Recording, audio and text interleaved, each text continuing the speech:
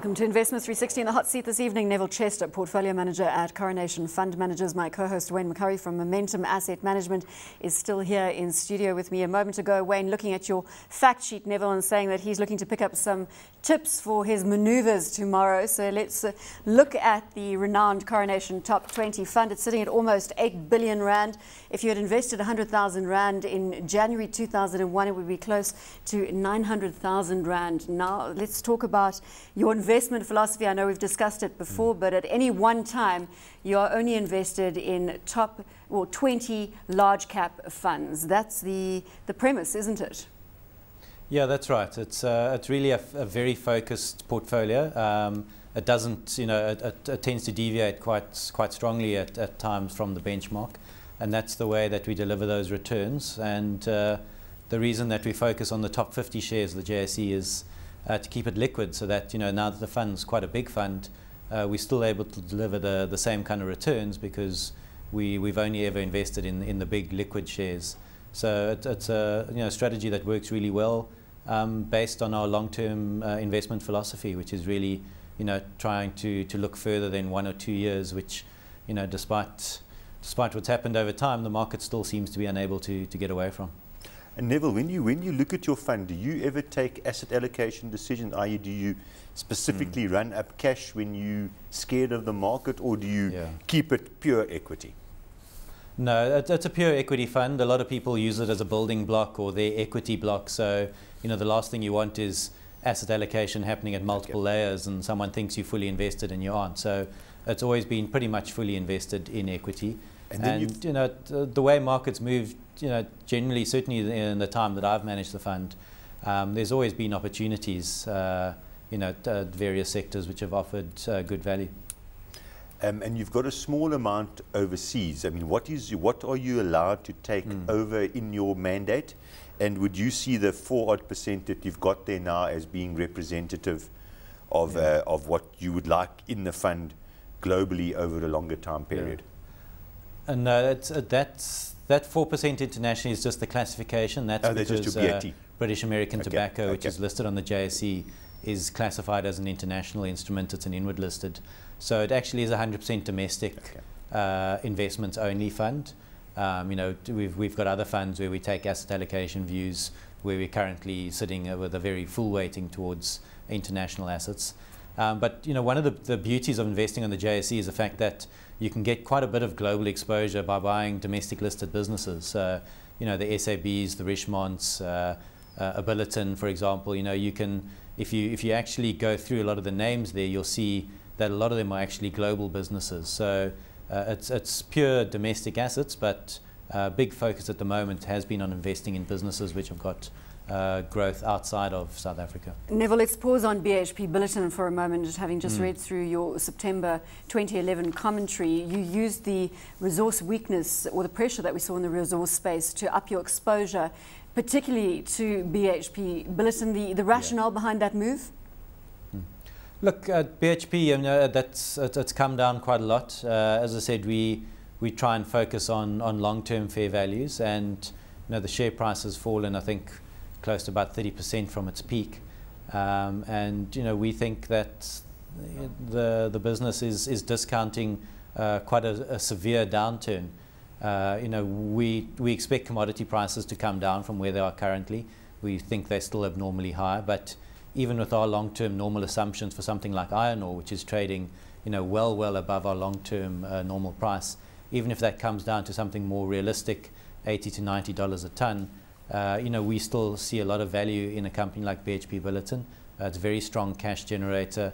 It's doing some interesting new moves into the LNG space in the US, recent acquisition there.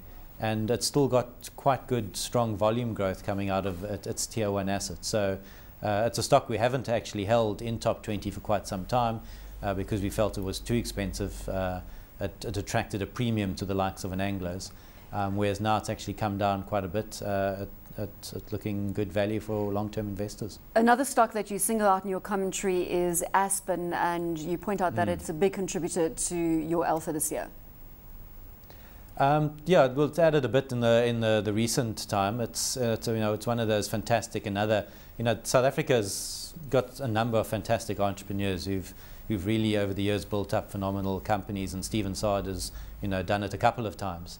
And Aspen now is a global generics business with very interesting and exciting growth still in emerging markets, Africa and Latin America.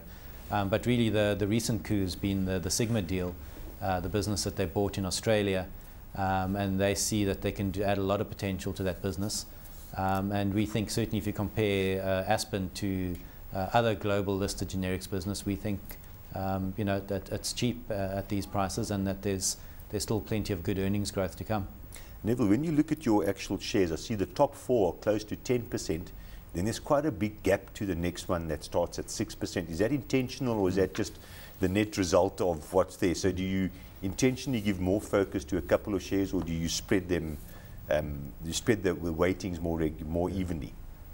No, it's an outcome based on potential return, as well as portfolio construction around the relevant risks. So there's some shares where we see quite significant upside, and we feel that the downside risks are such that we're comfortable taking a big position of up as much as 10%. So again, it depends. It varies. At points in the cycle, we might have quite a number of 10%. Other times, it might be more equally spread out. So really, the way the positioning at the moment is a reflection of Coronation's expectations of total return and the risks that are allied with it. Let's talk about the risks at the moment out there in the general market environment. And here I'm going to do Wayne a favor and see if I can get any tips for his trading profile tomorrow. Neville, your stance on current market conditions in what we're seeing as incredible volatility, many out there saying that this volatility brings with it significant opportunity. Yeah. Look, it does. If you have, as I said, if you've got a longer term outlook and you're prepared to sit back and stomach it. And I mean, make no bones about it, it's hell of unpleasant. Been sitting through it for the last, actually it's been 2 or 3 years of volatility. It's peaked again recently, but it's not great when you come into the morning and it's red screens and everything's down 4 or 5%, and you struggle to actually find a reason why. But you need to look through that and focus on longer term earnings, longer term valuations, and what the true franchise value of some of these businesses are. So, you're right in that the volatility is creating opportunities. It's been driven by the fact that, when you sit back, I think no one really has a very clear idea of how, kind of mess that most of the developed world's gotten into, how exactly they're going to get out. There's a complete lack of political leadership on both sides of the Atlantic. And certainly, investors, businessmen, are loath to make big investments and big investment decisions when they can't quite clearly see what direction the countries and the economy is going to go in the next few months. And then you throw on top of that these ridiculous computer algorithmic trading programs and various market participants nowadays that tend to drive these trends even worse. You've seen the volatility spike. To the fact that I always make the point to our clients, big companies of 500-600 billion rand, their share prices move 3-4% a day. That's 20-30 billion rand. The actual value of those businesses doesn't change by that much intraday. Yeah. And you need to sit back and think long and hard about where value is, and then make your investments, and then to some extent try and shut out the noise. Neville, when you look at this, there's a few things that are conspicuous by their absence: gold shares, retailers, construction, life insurance. Yeah. Any particular comment on that? Look, I'll start with gold because that's the most popular one. And it's, that's an argument in 2 parts. The first is your outlook on the actual gold price. And here, I mean, that's subject to, a lot of speculation, a lot of speculative money drives the gold price.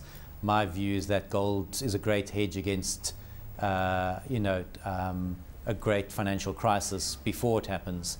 The fact that gold price currently, I think, reflects the sum of all fears, the financial crisis that we've had. That's why gold's moved from $200 to $1,600. And unless you're expecting, a very severe further financial crisis, I don't necessarily think that there's a great deal of value in the gold price. The second argument then is, about the actual gold companies themselves. And if you look at the issues facing gold companies, I mean, I caught the tail end of your discussion about the power prices and what's happening there. Gold companies are massively reliant on Eskom, and power makes up a big percentage of their costs as well as labor.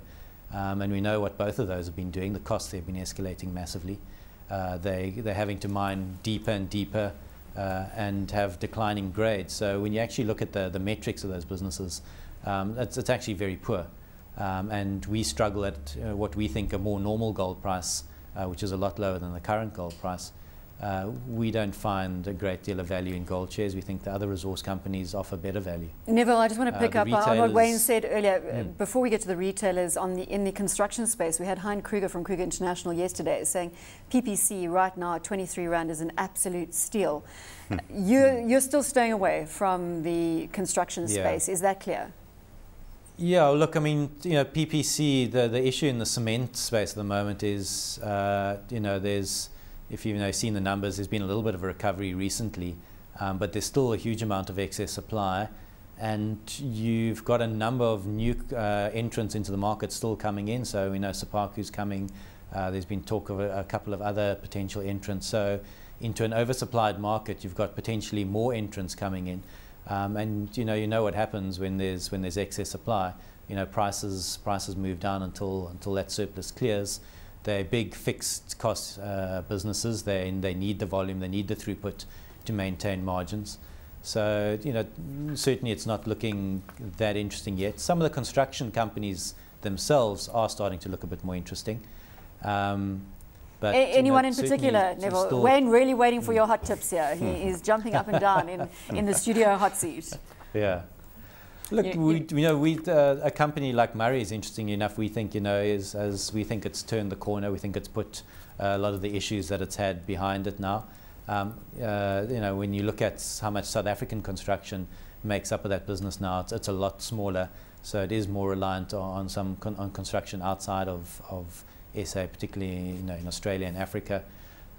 So we think on a longer term view it's starting to look more interesting. But bear in mind it's still going to be a tough couple of years over the next few years. They had a fantastic boom period. All the construction companies made phenomenal margins, and now we going through a much tougher period again.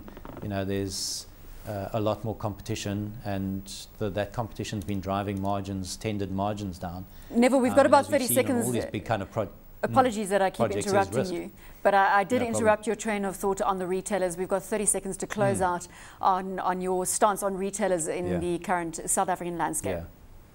Look, we just think they're fully priced. If you look at earnings, if you look at retailers around the world, a number of big names went out of business in the last few years, and the rest are struggling. The South African retailers have grown their top line and grown their profits very nicely over the last few years. And then on top of that, they trade on fairly high multiples on arguably high-ish earnings. So we just think they're probably priced for a very benign outcome, and no protection should things turn out slightly worse than the way they've been going for the last few years.